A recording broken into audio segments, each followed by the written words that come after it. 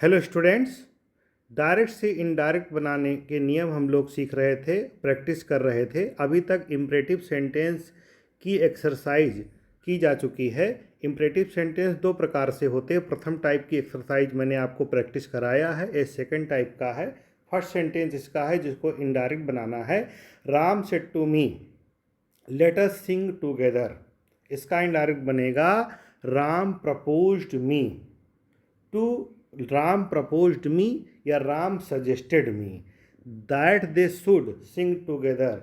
ऐसे वाक्यों का इनडायरेक्ट कैसे बनाते हैं, यदि आपको नियम ना आता हो तो नियम वाली एक्सरसाइज आप कर सकते हैं। प्रैक्टिस एक्सरसाइज है। संक्षेप में बता देते हैं। लेटस आएगा तो दे शुड हो जाएगा या बी शुड हो जाएगा, ठीक है।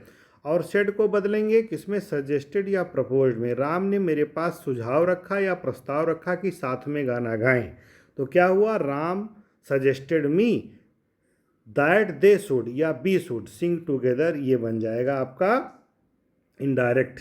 दूसरा, he said to us let me do it immediately. क्या होगा इसका, he requested us to let him do it immediately. ठीक है, उसने मुझसे प्रार्थना की कि मुझे यह तत्काल करने दो। ये आपका इनडायरेक्ट बना। Sarla said to her younger brother let me do my homework. Sarla ने अपने छोटे भाई से कहा कि मुझे अपना होमवर्क करने दो।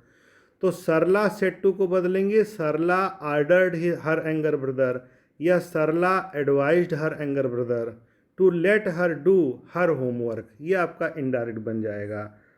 चौथा वाक्य है, देखें, he said to me let us start tomorrow. अब लेटस आया है तो क्या होगा, he proposed me that they should start the next day. Tomorrow का नेक्स्ट डे होता है, पढ़ाया गया इनडायरेक्ट बनाते समय। पांचवा, Ram said to me let us go out for a walk. तो क्या बनेगा, राम प्रपोज्ड मी या suggested me that they should go out for a walk या we should go out for a walk.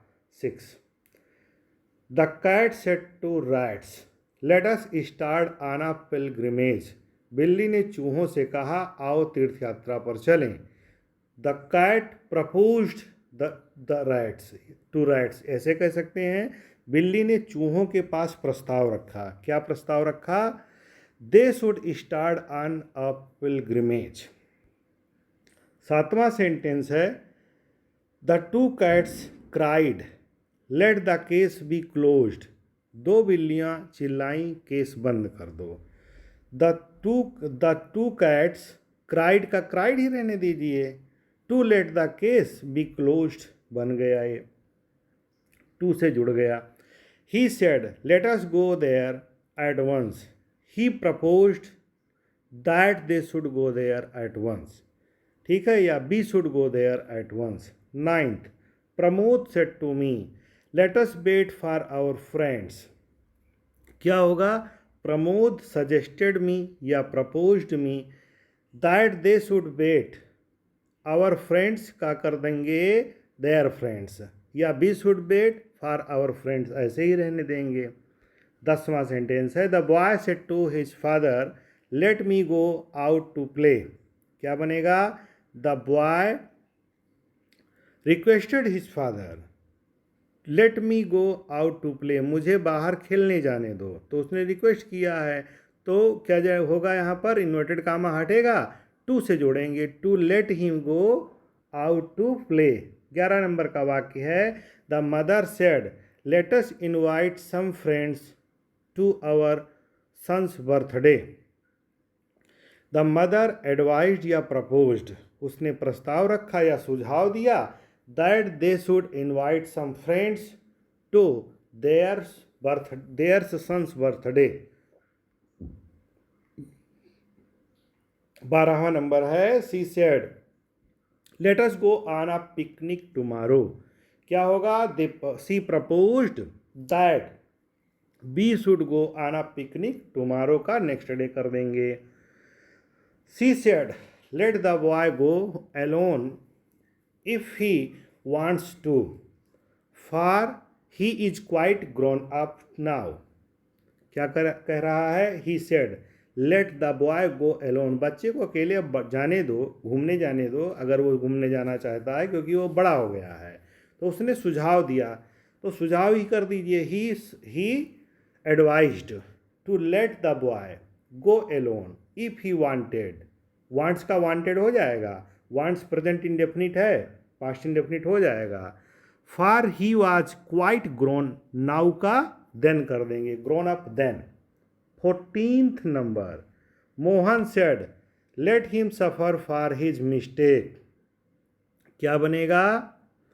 Mohan advised to let him suffer for his mistake, to let से जोड़ देंगे।